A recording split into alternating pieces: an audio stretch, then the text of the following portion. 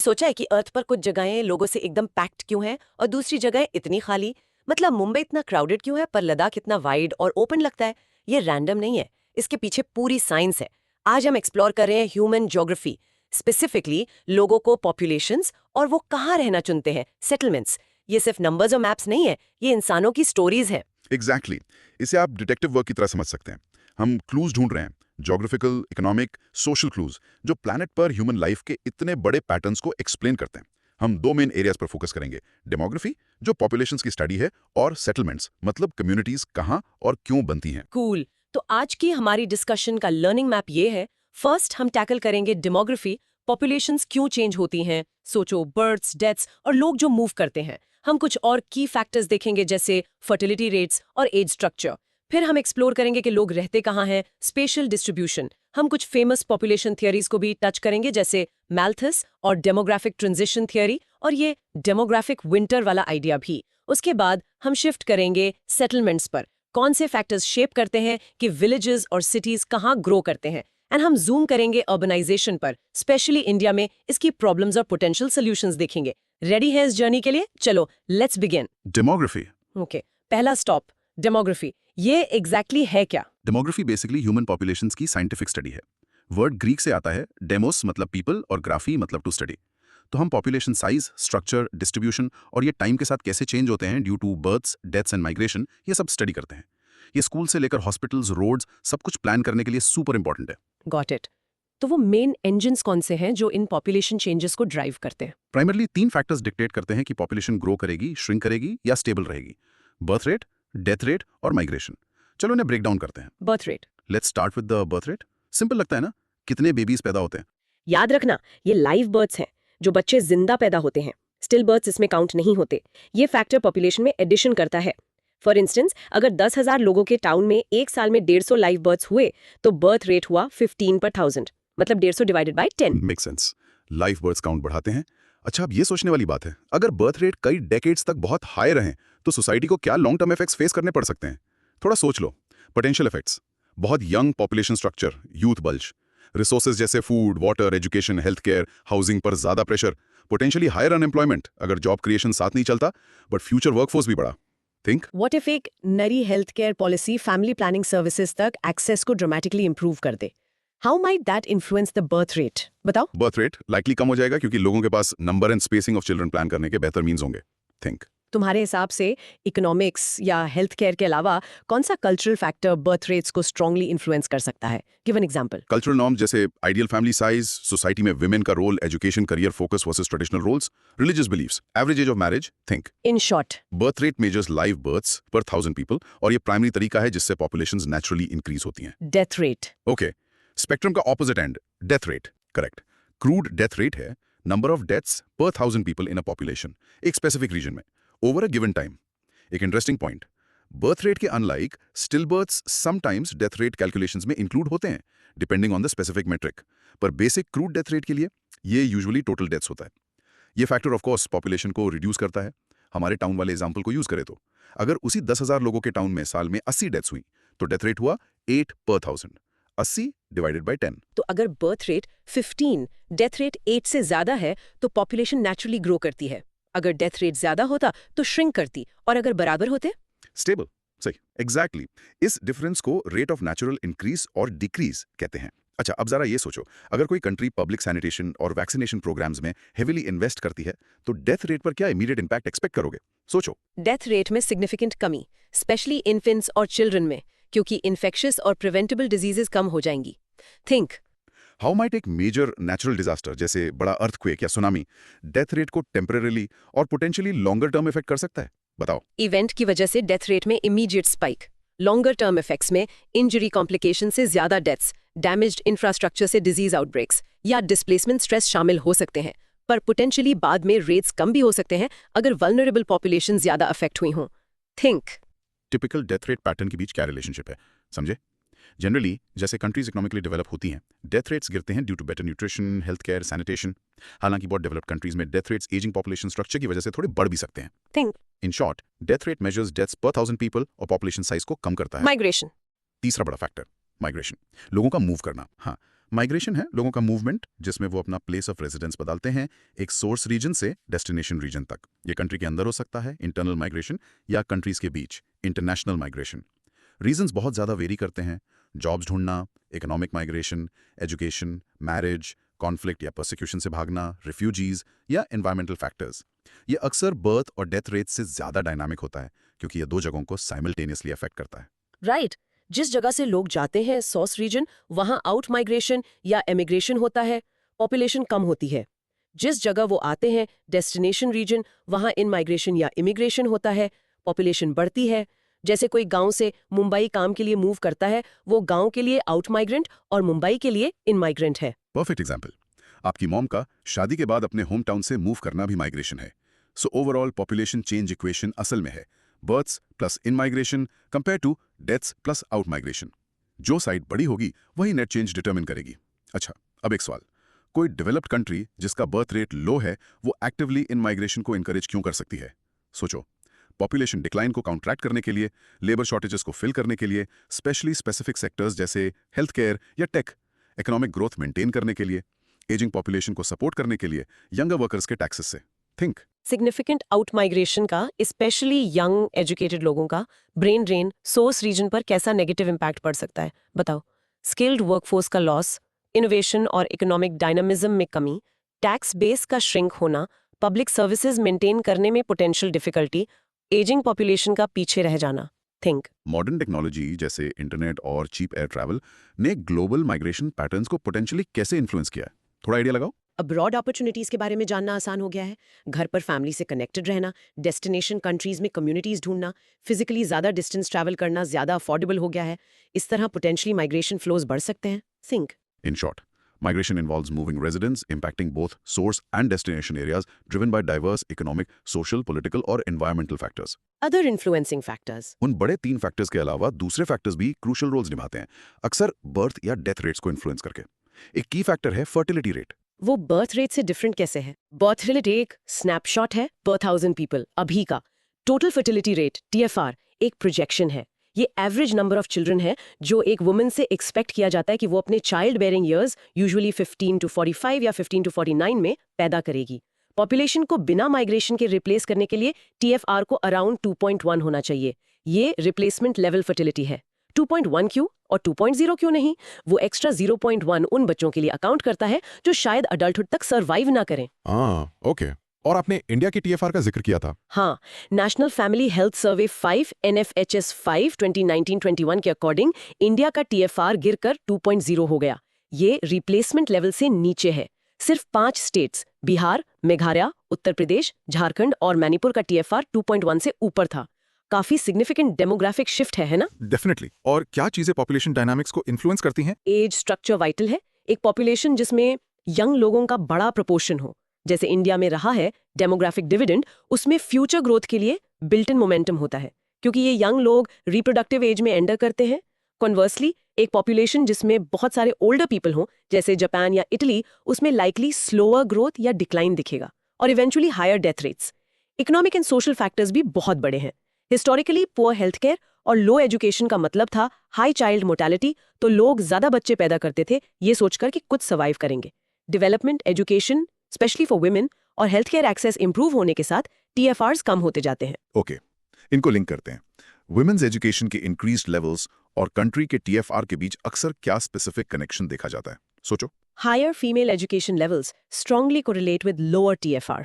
Reasons include women pursuing careers, delaying marriage, childbirth, having better knowledge and access to family planning, and greater autonomy in making reproductive choices. Think. क्या government policies directly किसी country के fertility rate को influence करने की कोशिश कर सकती हैं?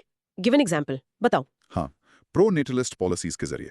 एग्जाम्पल, बर्थ्स के लिए cash incentives, generous parental leave जैसे कुछ यूरोपियन कंट्रीज में, या anti netlist policies, example family planning promote करना, पास्ट पॉलिसीज जैसे चाइनाज 1 चाइल्ड पॉलिसी। एक रैपिडली एजिंग पॉपुलेशन स्ट्रक्चर को अक्सर कंट्री के लिए इकोनॉमिक चैलेंज क्यों बताया जाता है? थोड़ा कनेक्ट करो। ये हायर डिपेंडेंसी रेशियो की तरफ ले जाता है। कम वर्किंग एज लोग ज्यादा रिटायरीज और चिल्ड्रन को सपोर्ट करते हैं। पोटेंशियली सोशल सिक्योरिटी और हेल्थ केयर सिस्टम्स पर स्ट्रेन डालता है, लेबर शॉर्टेजेस की तरफ ले जाता है और पॉसिबली इकोनॉमिक ग्रोथ को स्लो डाउन करता है due to reduced consumption and workforce size. Think. In short, factors like total fertility rate, population का एज स्ट्रक्चर और overall economic and social development demographic trends को सिग्निफिकेंटली शेप करते हैं by influencing birth and death rates. Fascinating stuff. तो हमें पता है populations कैसे चेंज होती हैं, अब देखते हैं कि वो कहाँ रहती हैं। अब बात करते हैं नेक्स्ट पॉइंट की, population spatial distribution. Factors affecting population distribution. लोग कुछ जगहों पर क्लस्टर क्यों होते हैं और दूसरों को अवॉइड क्यों करते हैं? कई फैक्टर्स काम करते हैं। पहला, ज्योग्राफी, स्पेसिफिकली टोपोग्राफी और क्लाइमेट। लोग जनरली फ्लैट एक्सेसिबल लैंड जैसे रिवर प्लेन्स और मॉडरेट क्लाइमेट्स पसंद करते हैं। इंडिया के बारे में सोचो, densely populated northern plains versus sparsely populated Himalayas या Thar desert. Extreme cold, heat, dryness या बहुत रगड टेरेन यूजुअली बड़े सेटलमेंट्स को डिटर करते हैं। Make sense. और क्या? रिसोर्सेज, हाँ, अवेलेबिलिटी ऑफ रिसोर्सेज की है। वाटर फंडामेंटल है, रिवर्स या कोस्ट के किनारे सेटलमेंट्स देखो। एग्रीकल्चर के लिए fertile soil dense rural populations को सपोर्ट करती है। फिर से the Indo Gangetic plain. Harsh climates में भी वैल्यूएबल रिसोर्सेज लोगों को अट्रैक्ट कर सकते हैं। डेजर्ट्स में माइनिंग टाउन्स जैसे ऑस्ट्रेलिया में कैलगुली सोने के लिए, या आर्कटिक रीजन्स में ऑयल एक्सट्रैक्शन साइट्स जैसे अलास्का के कुछ हिस्से। ओके, ज्योग्राफी, रिसोर्सेज, पैसे का क्या? इकोनॉमिक अपॉर्चुनिटीज एक मेजर पुल फैक्टर हैं, स्पेशली आज के जमाने में। सिटीज और industrial areas diverse jobs offer करते हैं। रूरल एरिया से लोगों को अट्रैक्ट करते हैं, जहां लाइवलीहुड्स लिमिटेड हो सकती हैं, मेनली एग्रीकल्चर पर। ये अर्बनाइजेशन और high urban population densities drive करता है। और पॉलिटिक्स या सोसाइटी, क्या वो मैटर करते हैं? Immensely. Political and social factors crucial हैं। लोगों को स्टेबिलिटी और सिक्योरिटी चाहिए। कॉन्फ्लिक्ट या पॉलिटिकल इंस्टेबिलिटी वाले रीजन्स अक्सर पॉपुलेशन डिक्लाइन या डिस्प्लेसमेंट देखते हैं। सीरिया के सिविल वॉर के दौरान सोचो। सोशल फैक्टर्स जैसे डिस्क्रिमिनेशन भी माइग्रेशन करवा सकते हैं। कभी कभी लोग रिजिड सोशल स्ट्रक्चर्स या डिस्क्रिमिनेशन से बचने के लिए शहरों में चले जाते हैं। कॉन्वर्सली, गवर्नमेंट पॉलिसीज, इंफ्रास्ट्रक्चर डेवलपमेंट या इंसेंटिव्स के जरिए सर्टेन एरियाज में सेटलमेंट इंकरेज कर सकती हैं। लास्टली, पास्ट के बारे में क्या? हिस्ट्री। हाँ, हिस्टोरिकल फैक्टर्स एक लॉन्ग लेगेसी छोड़ते हैं। कई एंशिएंट सिटीज जैसे वाराणसी या रोम आज भी इंपॉर्टेंट पॉपुलेशन सेंटर्स हैं। इंडिया में कोस्टल एरियाज, हिस्टोरिकली ट्रेड और पोर्ट्स के हब्स, अक्सर इंटीरियर रीजन से ज्यादा पॉपुलेशन डेंसिटीज रखते हैं, जो हिस्टोरिकली कम कनेक्टेड थे। क्या आप एक मॉडर्न रिसोर्स सोच सकते हैं जो आज लोगों के रहने की जगह को हेवीली इन्फ्लुएंस करता है, सिर्फ वाटर या मिनरल्स के अलावा? सोचो, high speed internet access, digital connectivity, work, remote jobs, education और लाइफस्टाइल के लिए क्रूशल बनता जा रहा है, सेटलमेंट चॉइसेस को इन्फ्लुएंस कर रहा है, स्पेशली सर्टेन प्रोफेशंस के लिए। थिंक एग्रीकल्चर में टेक्नोलॉजिकल एडवांसमेंट्स जैसे वर्टिकल फार्मिंग या hydroponics future population distribution patterns को पोटेंशियली कैसे चेंज कर सकते हैं? बताओ, ये potentially vast tracts of fertile land पर डिपेंडेंस कम कर सकते हैं, पॉसिबली पुअर सॉइल या लिमिटेड स्पेस वाले एरियाज में भी डेंसर पॉपुलेशंस अलाउ कर सकते हैं, या हार्श क्लाइमेट्स में पॉपुलेशन सपोर्ट कर सकते हैं अगर एनर्जी अवेलेबल हो। थिंक मेजर ट्रांसपोर्टेशन हब्स जैसे बड़े एयरपोर्ट्स या रेलवे जंक्शंस वाले शहर अक्सर डेंसली पॉपुलेटेड क्यों हो जाते हैं, भले ही उनमें यूनिक नेचुरल रिसोर्सेज ना हो? थोड़ा आइडिया लगाओ। वो हाई एक्सेसिबिलिटी ऑफर करते हैं, ट्रेड, बिजनेस, टूरिज्म और कम्यूटिंग फैसिलिटेट करते हैं, जो इकोनॉमिक एक्टिविटी अट्रैक्ट करता है, और इस तरह जॉब्स और अमेनिटीज ढूंढते हुए लोग। Think in short, population distribution एक कॉम्प्लेक्स आउटकम है, shaped by the interplay of geography, resource availability, economic opportunities, political social conditions and historical factors. Specific population distributions. अब उन फैक्टर्स के बेसिस पर कुछ रियल वर्ल्ड पैटर्न्स देखते हैं। Urban versus rural. Clear pattern है, urban areas consistently rural areas से much higher population densities रखते हैं। ये सिटीज में jobs, educational institutions, health care facilities, entertainment और इंफ्रास्ट्रक्चर के कंसंट्रेशन से ड्रिवन है। रूरल एरियाज ज्यादा स्पार्सली पॉपुलेटेड होते हैं, प्राइमरीली एग्रीकल्चर या रिसोर्स एक्सट्रैक्शन पर फोकस्ड। कॉन्टिनेंट वाइज सब कहाँ रह रहे हैं? एशिया डोमिनेट करता है। 2022 में इसमें ग्लोबल पॉपुलेशन का लगभग 59.5% था। अफ्रीका सेकंड है और तेजी से ग्रो कर रहा है। यूरोप थर्ड है, नॉर्थ और साउथ अमेरिका फॉलो करते हैं। ऑस्ट्रेलिया और ओशियानिया का सबसे छोटा शेयर है, अराउंड 0.6%। एंटार्क्टिका ऑफ कोर्स की कोई परमानेंट पॉपुलेशन नहीं है। एंड एक की फैक्ट, जून 2023 से इंडिया ऑफिशियली दुनिया का मोस्ट पॉपुलस कंट्री है, चाइना को ओवरटेक करके। वाओ। और इंडिया के अंदर रीजनल डिस्ट्रीब्यूशन बहुत uneven. Northern plains, Punjab, Haryana, UP, Bihar, west Bengal और coastal plains and deltas, east and west coast, fertile river deltas जैसे Ganga, Brahmaputra, Mahanadi, Godavari, Krishna, Kaveri extremely densely populated हैं due to fertile land and water availability. इसके contrast में mountainous regions, Himalayas, north east hills, western Ghats, arid और semi arid areas, Thar desert, Rann of Kutch और densely forested regions में much lower population densities हैं। And coastal versus inland. Historically, coastal areas trade, ports और access की वजह से थ्राइव किए। कई मेजर इंडियन सिटीज कोस्ट पर डेवलप हुई। मुंबई, चेन्नई, कोलकाता मेट्रोज में प्राइम एग्जांपल्स हैं। दिल्ली मेजर इनलैंड एक्सेप्शन है, जबकि इनलैंड एरियाज में भी लार्ज पॉपुलेशंस हैं, स्पेशली मेजर रिवर्स या रिसोर्स बेल्ट्स के साथ। कोस्टल कॉन्सेंट्रेशन ग्लोबली और इंडिया में सिग्निफिकेंट बनी हुई है। कोस्टल डेल्टाज स्पेसिफिकली अक्सर दुनिया के सबसे डेंसली पॉपुलेटेड एग्रीकल्चरल रीजन्स क्यों होते हैं? सोचो, वो exceptionally fertile alluvial soil offer करते हैं जो रिवर डिपॉजिट से कॉन्स्टेंटली रिप्लेनिश होती है, इरिगेशन के लिए abundant fresh water, intensive farming जैसे राइस कल्टिवेशन के लिए आइडियल फ्लैट लैंड और अक्सर रिवराइन या कोस्टल ट्रांसपोर्ट तक एक्सेस। थिंक, क्या आप एक मेजर ग्लोबल सिटी का नाम बता सकते हैं जो अपनी strategic inland location on trade routes और रिवर्स की वजह से एक्सट्रीमली लार्ज हुई बजाय कोस्टल पोर्ट होने के? बताओ examples. Cairo, Nile river, Paris, Seine river, Moscow, historical trade routes, Chicago, Great Lakes river connections. Think, कौन सा लॉन्ग टर्म एनवायरमेंटल चैलेंज दुनिया भर में डेंसली पॉपुलेटेड कोस्टल रीजन्स के लिए इंक्रीजिंगली क्रिटिकल बनता जा रहा है? थोड़ा आइडिया लगाओ। Sea level rise due to climate change, जो inundation, increased coastal flooding, erosion और फ्रेश वाटर सोर्सेज में सॉल्ट वाटर इंट्रूजन का डायरेक्ट थ्रेट पोज कर सकता है, पोटेंशियली मिलियंस को डिस्प्लेस कर सकता है। Think, in short, population evenly spread नहीं है।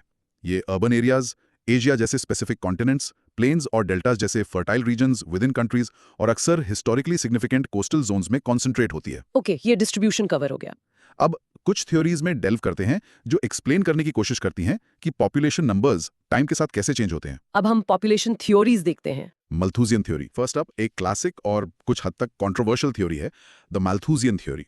English scholar Thomas Robert Malthus ने इसे 1798 में अपने essay on the principle of population में प्रपोज किया था। ये काफी इन्फ्लुएंशियल थी और इसे अर्ली एंटीनेटलिस्ट थ्योरी माना जाता है। मतलब ये रैपिड पॉपुलेशन ग्रोथ के अगेंस्ट आर्ग्यू करती थी। उनका मेन आर्ग्यूमेंट क्या था? थोड़ा अलार्मिंग लगता है। मैल्थस ने आर्ग्यू किया कि पॉपुलेशंस कैसे ग्रो करती हैं और फूड रिसोर्सेज कैसे इंक्रीज होते हैं, इसमें एक फंडामेंटल मिसमैच है।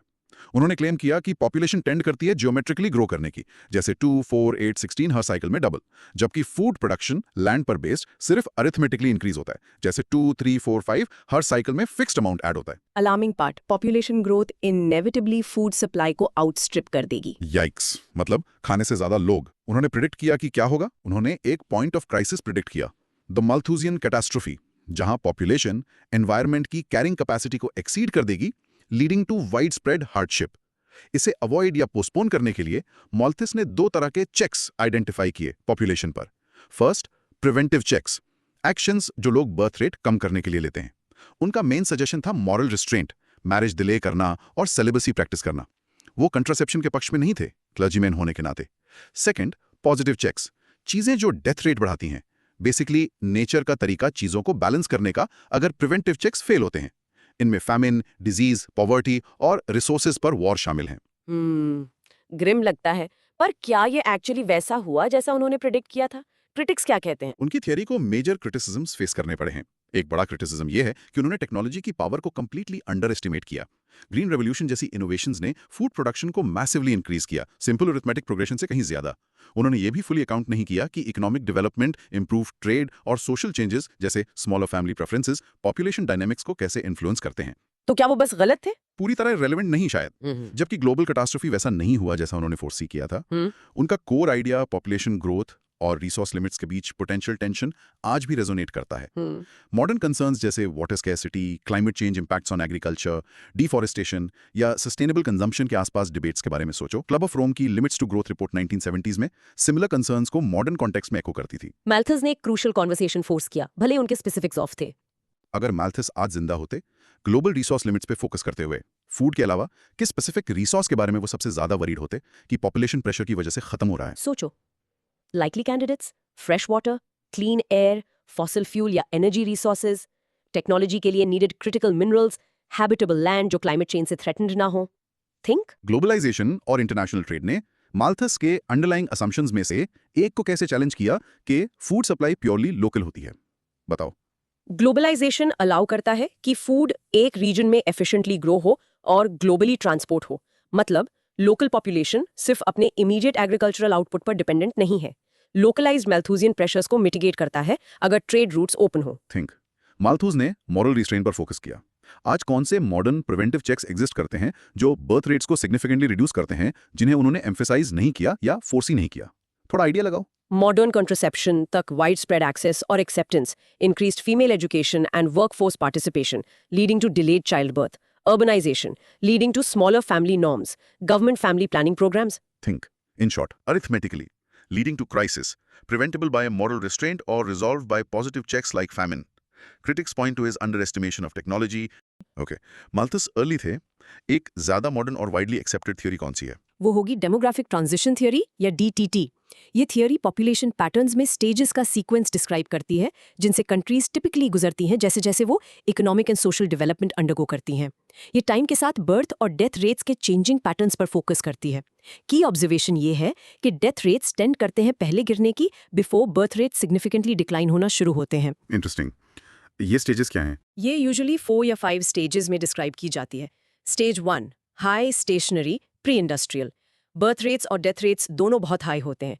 प्री मॉडर्न सोसाइटीज सोचो जिनमें लिमिटेड हेल्थ केयर, सैनिटेशन और फूड सिक्योरिटी हो। डेथ रेट्स फैमिन्स या एपिडेमिक्स के साथ फ्लक्चुएट करते हैं। रिजल्ट, पॉपुलेशन ग्रोथ बहुत स्लो होती है और कभी-कभी negative. Overall population size low और स्टेबल होता है। Stage 2 early expanding developing. Death rates dramatically गिरना शुरू होते हैं due to improvements in public health, sanitation, food supply और बेसिक मेडिसिन। हालांकि बर्थ रेट्स हाई रहते हैं क्योंकि फैमिली साइज के आसपास सोशल नॉर्म्स बदलने में ज्यादा टाइम लगता है। रिजल्ट, फॉलिंग डेथ्स और हाई बर्थ्स के बीच ये गैप रैपिड पॉपुलेशन ग्रोथ के पीरियड की तरफ लीड करता है, द पॉपुलेशन एक्सप्लोजन। कई डेवलपिंग कंट्रीज इस स्टेज में थीं या हैं। Stage 3 late expanding developing industrialising. Birth rates finally decline होना शुरू होते हैं। क्यों? ग्रो करती है पर ग्रोथ रेट स्लो हो जाता है।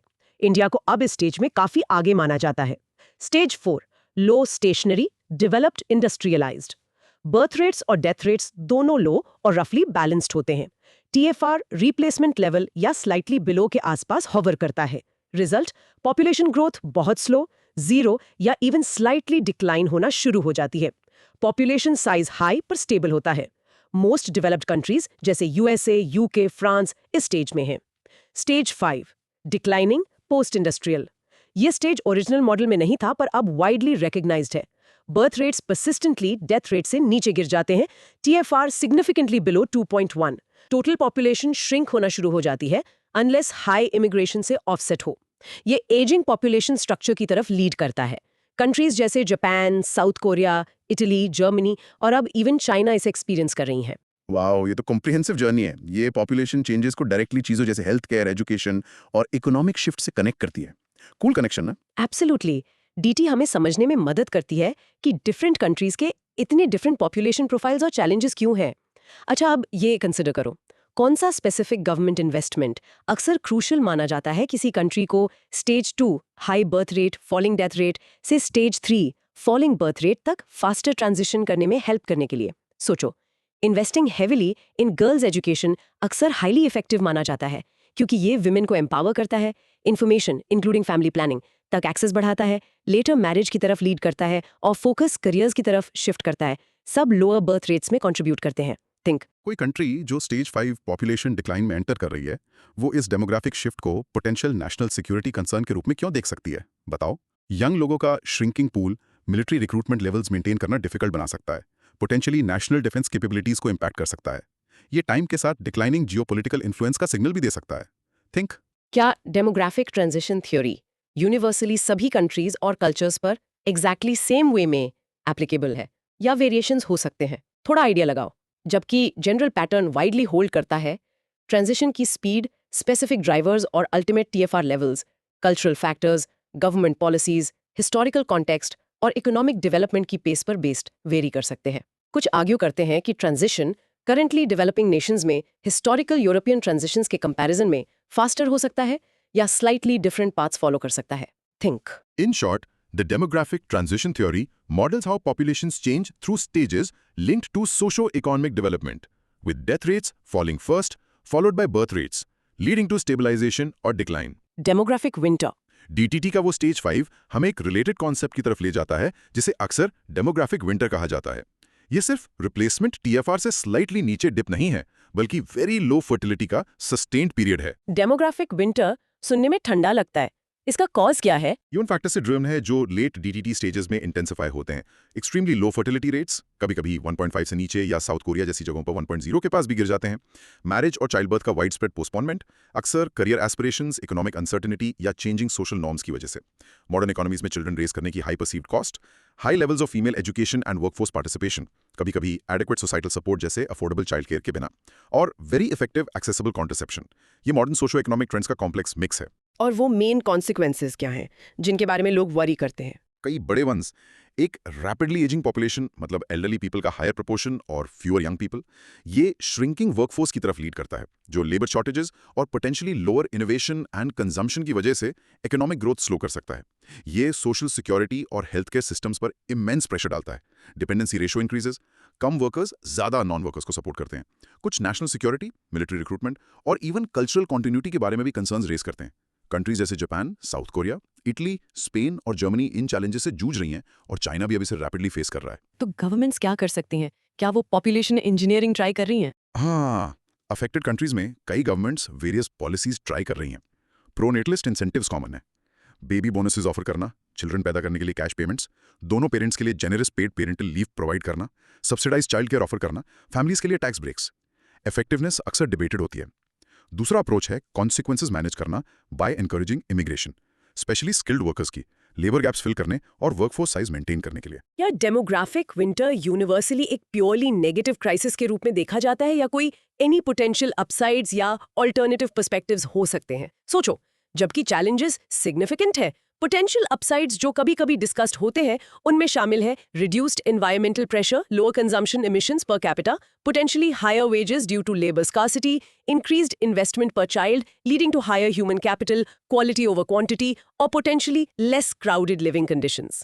Think. AI और ऑटोमेशन टेक्नोलॉजी का wide spread adoption demographic winter की वजह से श्रिंकिंग वर्कफोर्स के इकोनॉमिक चैलेंजेस के साथ पोटेंशियली कैसे इंटरैक्ट कर सकता है, बताओ। AI automation potentially labor shortages offset कर सकते हैं, tasks automate करके, productivity maintain करके, या even increase करके fewer workers के साथ। हालांकि ये inequality exacerbate भी कर सकते हैं अगर benefits widely share नहीं होते, या job displacement और workforce retraining की need से related new challenges create कर सकते हैं। आई थिंक एक कंट्री जो प्रोलॉन्ग डेमोग्राफिक विंटर एक्सपीरियंस कर रही है, उसमें वैल्यूज या कल्चर में किस तरह के सोसाइटल शिफ्ट्स हो सकते हैं, थोड़ा आइडिया लगाओ। एल्डर केयर क्वालिटी और इनोवेशन पर increased focus, very small families या चाइल्डलेसनेस का normalisation, work life balance expectations में पोटेंशियल शिफ्ट्स, पॉसिबली इमिग्रेशन और कल्चरल इंटीग्रेशन पर ज्यादा एम्फोसिस, इंटरजेनरेशनल रिलेशनशिप्स और सपोर्ट सिस्टम्स में चेंजेस।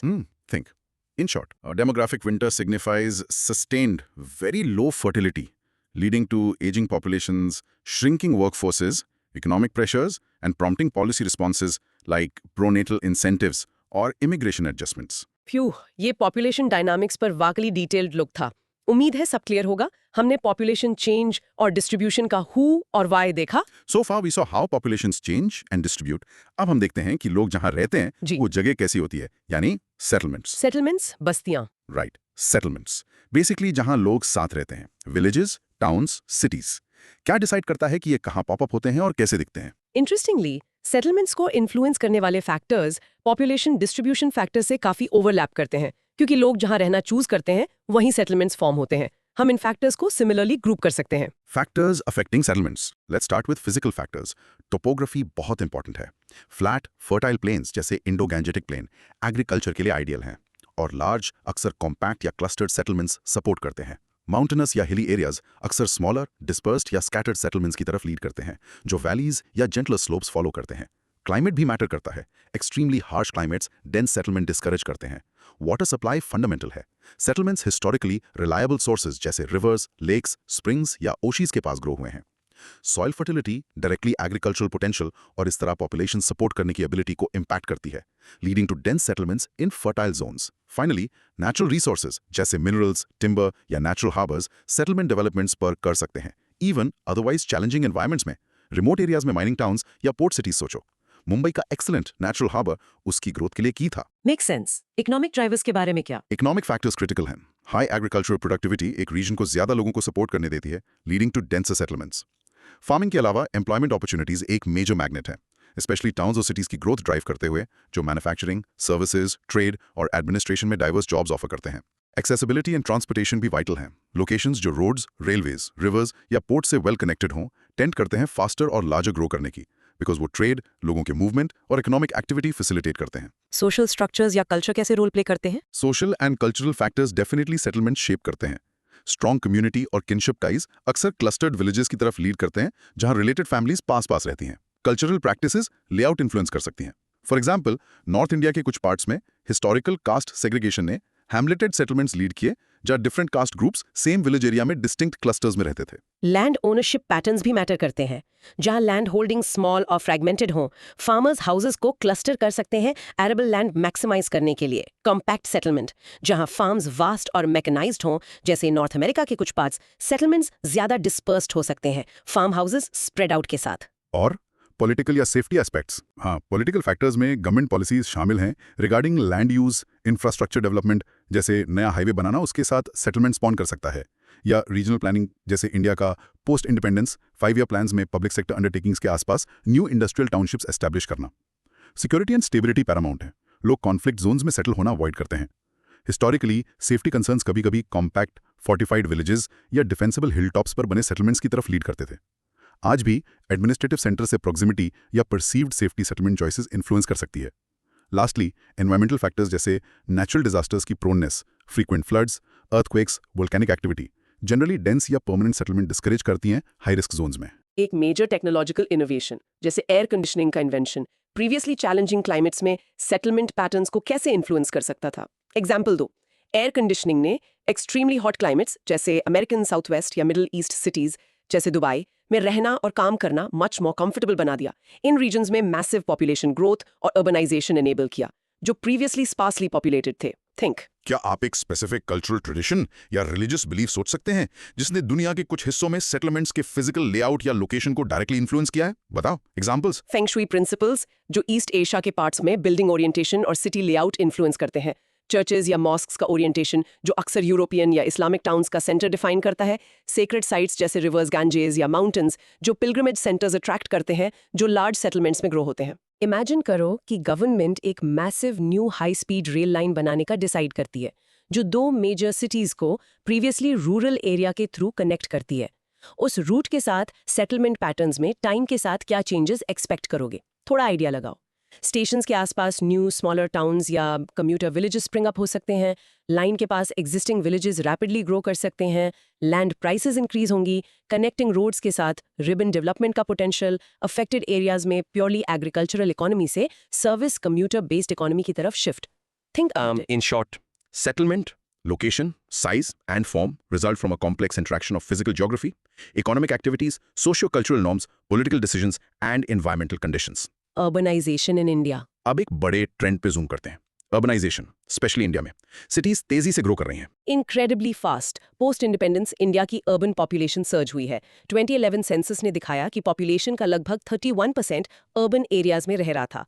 2021 के एस्टिमेट्स सजेस्ट करते हैं कि ये अराउंड 35% है और यूएन प्रोजेक्ट करता है कि 2050 तक आधे से ज्यादा इंडियंस अर्बन ड्वेलर्स होंगे। ये एक मैसिव ट्रांसफॉर्मेशन है।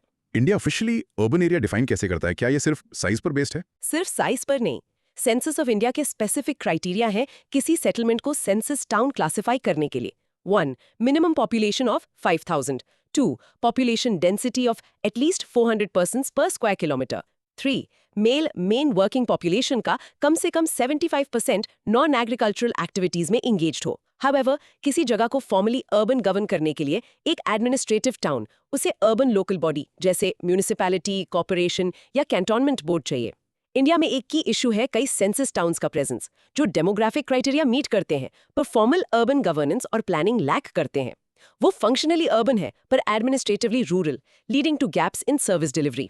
तो हमारे पास ज्यादा लोग सिटीज में रह रहे हैं और सिटीज खुद भी बड़ी हो रहे हैं। हाँ, दोनों हो रहा है। लार्ज सिटीज का नंबर बढ़ रहा है। हमारे पास मिलियन प्लस सिटीज और मेगा सिटीज वो जिनमें 10 मिलियन से ज्यादा पॉपुलेशन हो जैसे दिल्ली, मुंबई की बढ़ती संख्या है। Also cities physically outwards expand कर रही हैं leading to the formation of urban agglomerations, UAs. एक यूए एक कॉन्टिन्यूअस अर्बन स्प्रेड होता है जिसमें एक टाउन और उसके एडजॉइनिंग आउटग्रोथ्स या 2 से ज्यादा फिजिकली कंटिजियस टाउन्स शामिल होते हैं। National capital region NCR, around Delhi, Mumbai metropolitan region MMR या ग्रेटर चेन्नई के बारे में सोचो। ये वास्ट अर्बन लैंडस्केप्स हैं। इंडिया में इस इंटेंस अर्बनाइजेशन को ड्राइव करने वाली मेन फोर्सेस क्या हैं? सोचो, primary drivers include rural to urban migration, लोग विलेजेस से मूव कर रहे हैं seeking better jobs, education, health care and perceived better lifestyles. Natural increase, existing urban populations में बर्थ्स एक्सीडिंग डेथ्स। रीक्लासिफिकेशन, जैसे सिटीज एक्सपैंड होती हैं, सराउंडिंग विलेजेस एब्जॉर्ब हो जाते हैं और अर्बन रिक्लासिफाई हो जाते हैं। थिंक सेंसस टाउन और एडमिनिस्ट्रेटिव टाउन के बीच डिस्टिंक्शन वहां रहने वाले लोगों के लिए इंपॉर्टेंट क्यों है? बताओ। ये क्रूशल है क्योंकि census towns urban population sizes और इकोनॉमीज होने के बावजूद डेडिकेटेड अर्बन इंफ्रास्ट्रक्चर जैसे planned water supply, sewage systems, waste management, regulated construction और फंडिंग मैकेनिज्म्स लैक कर सकते हैं, जो formal urban governance administrative towns के साथ आते हैं, पोटेंशियली पुअरर लिविंग कंडीशंस और अनप्लान्ड ग्रोथ की तरफ लीड करते हैं। थिंक सिटीज का अर्बन एग्लोमरेशंस में massive physical expansion surrounding environment और लैंड यूज को कैसे अफेक्ट करता है। थोड़ा आइडिया लगाओ। ये फर्टाइल एग्रीकल्चरल लैंड और ग्रीन स्पेसेस को built up areas urban sprawl में कन्वर्ट करता है, पेरिफेरी में वाटर रिसोर्सेज और बायोडाइवर्सिटी पर प्रेशर बढ़ाता है, कम्यूट टाइम्स लंबे करता है और इंफ्रास्ट्रक्चर नेटवर्क्स एफिशिएंटली एक्सटेंड करने में चैलेंजेस पैदा करता है। Think. In short, India is undergoing rapid urbanization, driven by migration and natural increase, leading to more and larger cities, and sprawling urban agglomerations, defined by census criteria, but sometimes facing governance gaps. Problems of urbanization. Growing cities progress जैसा लगता है, पर ये rapid pace challenges भी लाता होगा, है ना? एब्सोल्युटली। रैपिड अक्सर अनप्लान्ड अर्बनाइजेशन इंडिया में एक host of serious problems lead करता है। चलो इन्हें कैटेगराइज करते हैं। सोशो कल्चरल प्रॉब्लम्स पहले। Intense overcrowding housing, public spaces और ट्रांसपोर्ट पर स्ट्रेन डालता है। अक्सर अफोर्डेबल हाउसिंग की सिवियर शॉर्टेज होती है, फोर्सिंग मेनी इनटू स्लम्स या informal settlements with poor leaving conditions. Health issues multiply होते हैं, एयर पोल्यूशन से higher rates of respiratory diseases, stress related illnesses, lifestyle diseases जैसे डायबिटीज और डेंस सेटिंग्स में इन्फेक्शियस डिजीजेस का ईजियर स्प्रेड। कुछ argue करते हैं कि कल्चरल इरोजन होती है एज ट्रेडिशनल टाइज वीकन और लार्ज सिटीज में एनोनिमिटी कभी-कभी हायर क्राइम रेट से कोरिलेट कर सकती है। ओके, इकोनॉमिक साइड का क्या? ज्यादा जॉब्स पर इकोनॉमिक प्रॉब्लम्स में हाई रेट्स ऑफ अनएम्प्लॉयमेंट या ज्यादा कॉमनली अंडर एम्प्लॉयमेंट, लोग अपनी स्किल लेवल से नीचे जॉब्स करते हुए या बहुत लो वेजेस के लिए शामिल हैं। ट्रैफिक कंजेशन ज्यादातर लार्ज इंडियन सिटीज में नाइटमेयर है, बेंगलुरु, मुंबई, दिल्ली। सोचो टाइम फ्यूल वेस्ट करता है और पोल्यूशन कॉज करता है। पब्लिक सर्विसेज जैसे health care, education, water supply, sanitation और इलेक्ट्रिसिटी अक्सर ग्रोइंग डिमांड के साथ पेस कीप करने में स्ट्रगल करती हैं, लीडिंग टू इनएडिक्वेसी और इनइक्विटी। रिसोर्सेज पर इमेंस स्ट्रेन होता है, specially water. Bengaluru water crisis एक स्टार्क रीसेंट एग्जांपल है। और लैंड एंड क्रिटिकली सिटीज के surrounding valuable agricultural land urban expansion की वजह से इरिवर्सिबली लॉस्ट हो जाता है। और एनवायरनमेंट ऑब्वियसली सफर करता है। ह्यूजली एनवायरमेंटल प्रॉब्लम्स सिवियर हैं। एयर पोल्यूशन, व्हीकल्स, इंडस्ट्री और कंस्ट्रक्शन से एक मेजर हेल्थ हैजर्ड है। वाटर पोल्यूशन, अनट्रीटेड सीवेज और इंडस्ट्रियल एफ्लुएंट से रिवर्स और ग्राउंड वाटर कंटामिनेट करता है। Land pollution improper waste disposal से रैम्पेंट है। नॉइस पोल्यूशन हाई है। सॉलिड वेस्ट मैनेजमेंट एक मैसिव चैलेंज है। Cities daily enormous amounts of garbage generate करती हैं with inadequate collection and processing systems. And urban sprawl, cities का uncontrolled low density expansion natural habitats को खाता है और कार्स पर रिलायंस बढ़ाता है। लास्टली, पॉलिटिकल या गवर्नेंस इश्यूज। पॉलिटिकल प्रॉब्लम्स या गवर्नेंस चैलेंजेस सेंट्रल हैं। लोकल अर्बन बॉडीज, म्युनिसिपैलिटीज अक्सर रैपिड ग्रोथ इफेक्टिवली मैनेज करने के लिए फाइनेंशियल रिसोर्सेज, टेक्निकल कैपेसिटी या पॉलिटिकल ऑटोनॉमी लैक करती हैं। इनफेक्टिव अर्बन प्लानिंग या इंटीग्रेटेड प्लानिंग की लैक अक्सर हैपहैज़र्ड डेवलपमेंट की तरफ लीड करती हैं, making all the other problems verse.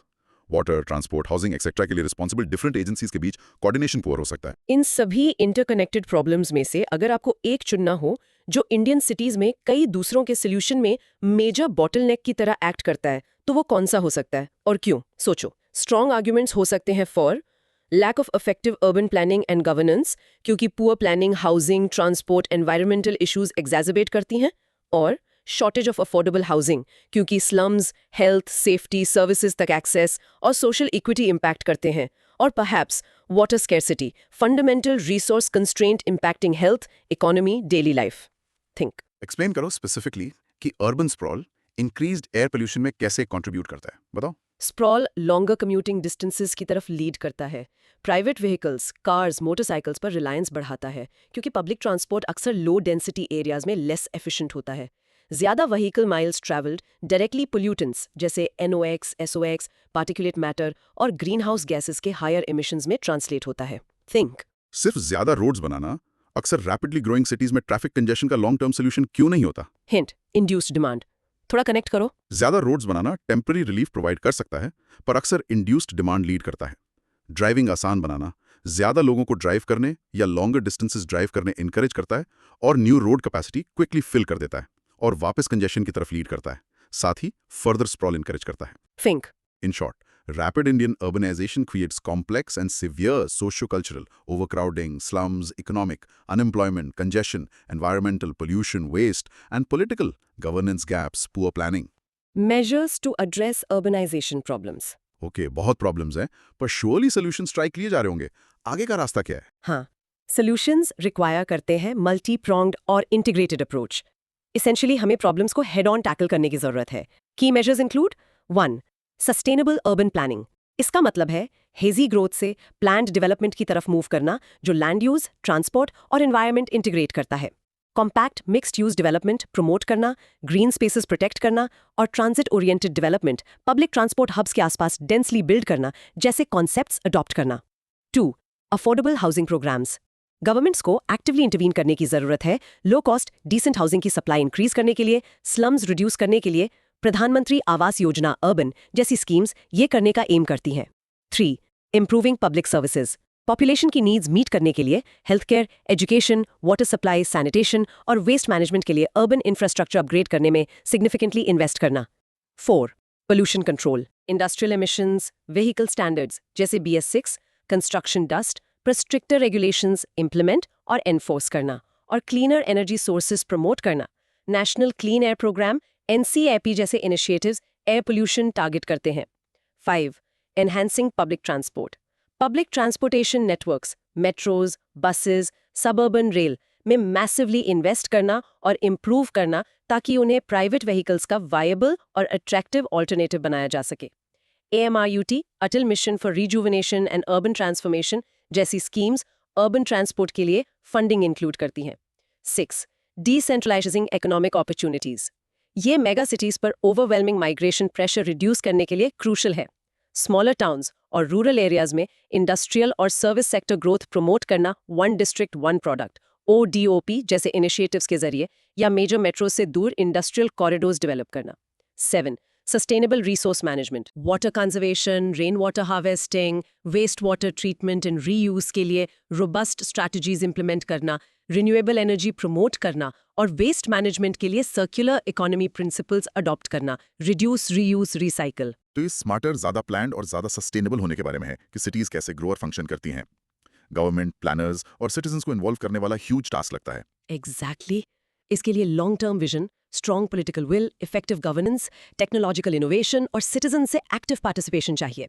अच्छा, अब अपने एक्शंस के बारे में सोचो। आप अपनी डेली लाइफ में एक सिंपल चेंज क्या कर सकते हैं इवन स्मॉल वे में कंट्रीब्यूट करने के लिए, अपने टाउन या सिटी को ज्यादा सस्टेनेबल बनाने के लिए। सोचो एग्जाम्पल्स, घर पर वेस्ट कंसिस्टेंटली सेग्रीगेट करना, शॉर्ट ट्रिप्स के लिए प्राइवेट व्हीकल की जगह walk, cycle use, public transport choose करना, water, electricity consumption consciously reduce करना, ट्री प्लांट करना, लोकल ग्रीन स्पेसेस की केयर करना। सिंक सिर्फ टेक्नोलॉजिकल सॉल्यूशंस जैसे बेटर पोल्यूशन फिल्टर्स या स्मार्टर ट्रैफिक लाइट्स पर फोकस करना अक्सर अर्बनाइजेशन प्रॉब्लम सॉल्व करने के लिए इनसफिशिएंट क्यों होता है, बिना प्लानिंग और गवर्नेंस इश्यूज एड्रेस किए। बताओ, टेक्नोलॉजी सिम्टम्स मैनेज करने में हेल्प कर सकती है, पर रूट कॉजेज एड्रेस किए बिना through better planning, EGS, mixed use development के जरिए ट्रैवल डिमांड रिड्यूस करना और इफेक्टिव गवर्नेंस, रेगुलेशंस इन्फोर्स करना, एजेंसीज कोऑर्डिनेट करना। टेक्नोलॉजी अलोन अक्सर ओवरवेल्म्ड हो जाती है या उसके बेनिफिट्स लिमिटेड और शॉर्ट लिव्ड होते हैं। Think local city governments, municipalities को ज्यादा फाइनेंशियल ऑटोनॉमी और डिसीजन मेकिंग पावर के साथ एम्पावर करना अर्बन प्रॉब्लम ज्यादा इफेक्टिवली एड्रेस करने में पोटेंशियली कैसे हेल्प कर सकता है, थोड़ा आइडिया लगाओ। Empowered local governments local needs better understand कर सकती हैं, सॉल्यूशंस टेलर कर सकती हैं, प्रोजेक्ट्स के लिए अपने फंड्स रेज कर सकती हैं, प्लान ज्यादा इफिशिएंटली इंप्लीमेंट कर सकती हैं बिना हायर लेवल से अप्रूवल्स वेट किए, और लोकल सिटीजन्स के प्रति ज्यादा अकाउंटेबल हो सकती हैं, leading to more responsive and effective urban management. Think In short, addressing India's urbanization challenges requires integrated solutions focusing on sustainable planning, affordable housing, improved services, pollution control, public transport, decentralized growth, and sustainable resource management, demanding concerted effort from all stakeholders. Okay, outro. Alright, ये हमें आज human geography के fascinating realms, demography और settlements में हमारी exploration के and तक लाता है। हमने काफी ग्राउंड कवर किया, पॉपुलेशंस क्यों बूम या बस्ट होती हैं से लेकर लोग अपनी लाइव्स कहाँ बिल्ड करना चूज करते हैं और इंडिया की ग्रोइंग सिटीज के इंटेंस चैलेंजेस और अपॉर्चुनिटीज तक। काफी कुछ था ना? डेफिनेटली। चलो जल्दी से रिकैप करते हैं मेन टेरिटरीज जो हमने मैप की। डेमोग्राफी। हमने बेसिक से शुरू किया। डेमोग्राफी को पॉपुलेशन की स्टडी समझना। हमने कोर ड्राइवर्स डाइसेक्ट किए, बर्थ रेट, लोग ऐड करना, डेथ रेट, लोग रिमूव करना, और माइग्रेशन, लोग मूव करना। हमने टोटल फर्टिलिटी रेट TFR जैसे की इंडिकेटर्स और एज स्ट्रक्चर की इंपॉर्टेंस प्लस सोशल और इकोनॉमिक फैक्टर्स का इन्फ्लुएंस भी देखा। फिर हमने थ्योरीज एक्सप्लोर की जो इन चेंजेस को एक्सप्लेन करने की कोशिश करती हैं।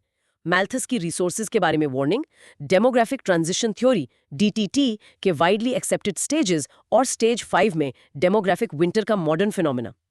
हमने डेमोग्राफी फिनिश किया, factors affecting population distribution examine करके, लोग रहते कहाँ हैं, geography, resources, economy, politics, history, settlements. फिर हम शिफ्ट हुए कि ये पॉपुलेशंस रहती कहाँ हैं। हमने देखा कि settlement similar factors physical, economic, social, political, environmental से शेप होते हैं। हमने इंडिया में हो रही रैपिड अर्बनाइजेशन पर जूम किया।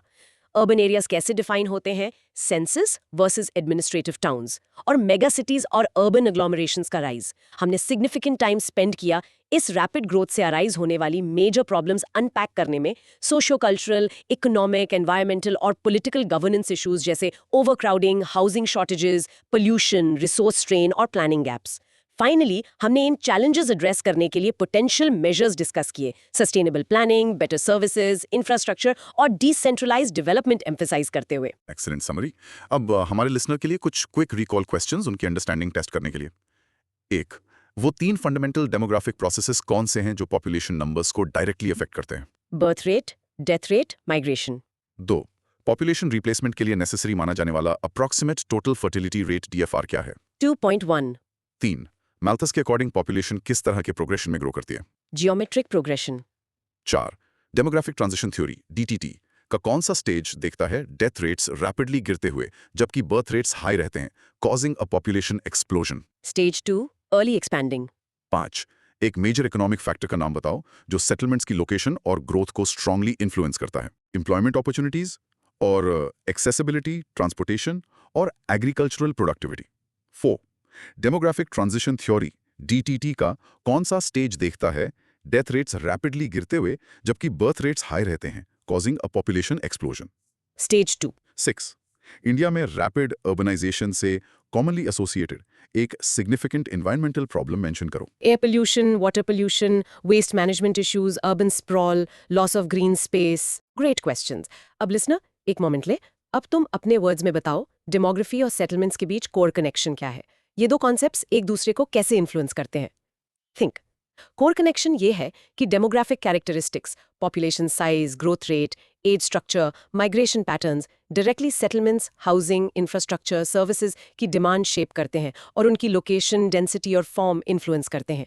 कन्वर्सली, सेटलमेंट्स का nature, urban versus rural, planned versus unplanned, resources opportunities तक एक्सेस, डेमोग्राफिक ट्रेंड्स जैसे माइग्रेशन, फर्टिलिटी और इवन हेल्थ मॉर्टैलिटी इन्फ्लुएंस करता है। परफेक्ट। आपके लिए एक छोटा चैलेंज है। क्या आप डेमोग्राफिक ट्रांजिशन थ्योरी DTT के 5 स्टेजेस को जोर से एक इमेजिनरी फ्रेंड को सिर्फ 2 मिनट में एक्सप्लेन कर सकते हैं? ट्राई करके देखो। रेडी, गो। हमें उम्मीद है कि इस डिटेल डिस्कशन ने आपको कुछ वैल्यूएबल इंसाइट्स दिए होंगे। ह्यूमन ज्योग्राफी वाकई लोगों, स्पेस और एनवायरनमेंट जिसे हम शेप करते हैं के कॉम्प्लेक्स रिलेशनशिप को समझने का एक पावरफुल लेंस है। एब्सोल्युटली।